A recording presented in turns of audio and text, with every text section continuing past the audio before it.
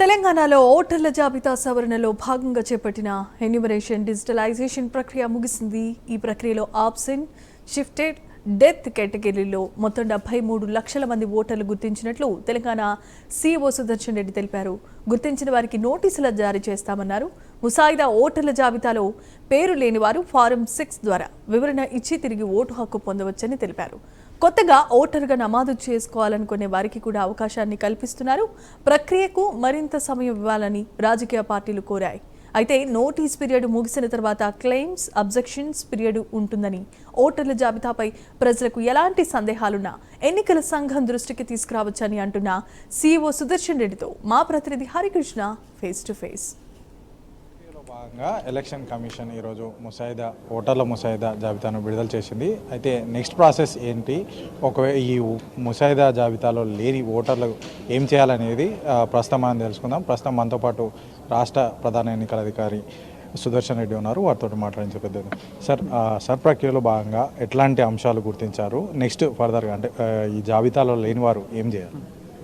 ప్రస్తుతం enumeration phase అనేది complete అయింది. ఎన్యూమరేషన్ ఫేజ్ కంప్లీట్ అయిన తర్వాత మన రాష్ట్రంలో 3,38,00,000 మంది ఓటర్లు ఉన్నవారు ఇప్పుడు ప్రస్తుతానికి 2,60,00,000 మంది ఓటర్స్ ముసాయిదా జాబితా డ్రాఫ్ట్లో తీసుకురావడం జరిగింది. దగ్గర 73 లక్షల మంది పైచలుకు వాళ్ళని ASD list, absent, shifted, dead ఆ కేటగిరీస్ కింద వాళ్ళ పేర్లు తీసివేయడం జరిగింది.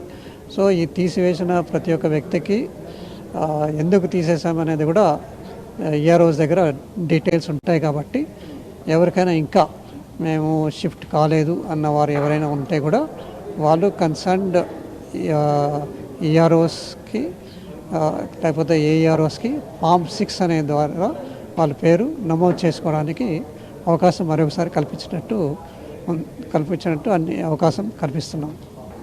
కొత్తగా ఓటర్కి సంబంధించి నమోదు చేసుకోవడం కానీ చాలా వరకు కూడా దాదాపుగా 70 లక్షల ఓట్లు అంటే చాలా వరకు చర్చ జరుగుతుంది. దీనికి సంబంధించి ఏం చెప్తారు సార్? ఓటర్లకు సంబంధించి కొత్త వాళ్ళు చేర్చుకోవడం కానీ ఈ పాత వాళ్ళకు కొందరికి సంబంధించి కొత్త వాళ్ళు చేర్చుకోవడం అంటే ఫామ్ 6 ద్వారా వాళ్ళు ఫామ్ 6 దాని ద్వారా కొత్తగా జాయిన్ కావాలనుకున్న వాళ్ళు చేయొచ్చు. ఎవరైతే ఓటర్లో రాలేదు అన్నవారు ఎవరైతే ఉంటే, మేము షిఫ్టెడ్ కేటగిరీ కింద మాకు వచ్చింది, మేము ఉన్నాము అన్న వాళ్ళు ఉంటే కూడా ఫామ్ 6తో పాటు డిక్లరేషన్ ఫామ్ ఏదైతే ఉందో దాన్ని ఫిల్ చేసి ఇస్తే వాళ్ళ పేరు ఫైనల్ రోల్లోకి తీసుకురావడానికి అవకాశం ఉంటుంది. రాజకీయ పార్టీలు చాలా వరకు కూడా తీవ్ర ఆందోళనకు గురవుతున్నాయి. చాలా వరకు కూడా చర్చ బయట ఎలక్షన్ కమిషన్ ఒక పార్టీకి సంబంధించి పక్షపాతిగా వ్యవహరిస్తుందంటూ కూడా వారంతా కూడా చెప్తున్నారు. అంటే ఈరోజు మీరు సమావేశం కూడా నిర్వహించారుగా, రాజకీయ పార్టీలు ఏం చెప్పారు సార్? రాజకీయ పార్టీలు ముఖ్యంగా 2-3 పార్టీలు ఇచ్చిన సమయం ఏదైతే ఉందో ఫైనల్ పబ్లికేషన్ ముందు సమయం అనేది చాలా తక్కువ ఉంది. ఈ సమయాన్ని మీరు గుర్తించి కొంత ఎక్కువ సమయం కావాలని చెప్పేసి అడగడం జరిగింది. ఈ విషయం మీద మేము ఎలక్షన్ కమిషన్ వాళ్ళని సంప్రదించి తగు చర్యలు తీసుకోవడం జరుగుతుంది. నెక్స్ట్ ఫర్దర్ ప్రాసెస్ ఏ విధంగా ఉండదు సార్? అక్టోబర్ 31 వరకు ఈ యొక్క ఫైనల్ లిస్ట్ వస్తుంది కదా, అప్పటి వరకు ఎట్లాంటి ప్రాసెస్? ఇప్పుడు జరగబోయే ప్రక్రియ ఏదంటే ఎన్యూమరేషన్ ఫేజ్ పూర్తయింది కాబట్టి ఇంకా జరగబోయేది నోటీస్ పీరియడ్ అనేది అంటాము. Notice and claims and objections period. మొదటి నెలలో నోటీసులు ఇవ్వడము, తర్వాత క్లెయిమ్స్ అండ్ అబ్జెక్షన్స్ తీసుకోవడం జరుగుతుంది. ఈ క్లెయిమ్స్ అనేదంటే ఎవరైతే పేరు రాలేదు అనుకున్న వాళ్ళు ఫామ్ 6 ద్వారా క్లెయిమ్ పెట్టుకోవచ్చు. అబ్జెక్షన్స్ పేరున్నాయి, లిస్ట్లో వచ్చింది, అయితే మాకు అబ్జెక్షన్స్ ఉన్నాయి, వీళ్ళు ఈ ఏరియాకి సంబంధించిన వారు కాదు అన్నట్టయితే ఫామ్ 7 ద్వారా అబ్జెక్షన్స్ తెలియపరచవచ్చు. కాబట్టి క్లెయిమ్స్ అండ్ అబ్జెక్షన్స్ పీరియడ్లో మరో అవకాశం ఈసీఐ కల్పిస్తుంది అవకాశం. అంటే ఓటర్లకు సంబంధించి చాలా వరకు కూడా అక్టోబర్ 31 వరకు కూడా ఈ యొక్క ప్రక్రియ ఉన్న నేపథ్యంలో ఓటర్ల శాతం పెరిగే అవకాశం ఏమైనా కనిపిస్తుందా సార్? అంటే ఎందుకంటే చాలా వరకు ఏఎస్డీగా గుర్తించారు కదా, ఏఎస్డీ కింద గుర్తించిన వారు 73 లక్షలు అని చెప్పి ముందే తెలియపరిచాము.